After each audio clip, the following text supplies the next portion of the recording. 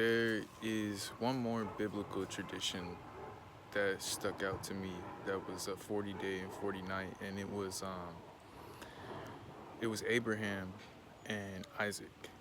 And from what I understand, what happened during that time is that Abraham had two different women he was involved with and had two different children by each of them, which was establishing two different bloodlines.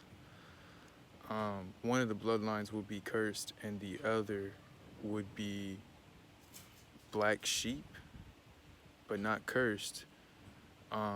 It would remain connected to nature. And it's not, as it's been taught traditional, it's been taught, a lot of it has been taught in reverse because Ishmael was in Hagar. They were actually the sacred bloodline. Sarah was actually the problem.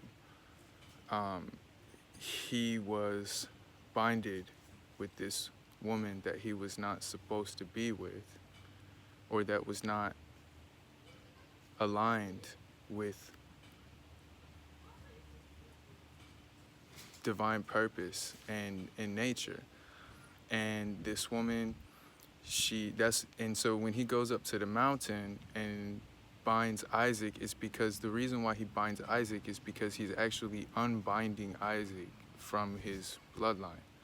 This actually made Abraham rebirth into his royal status.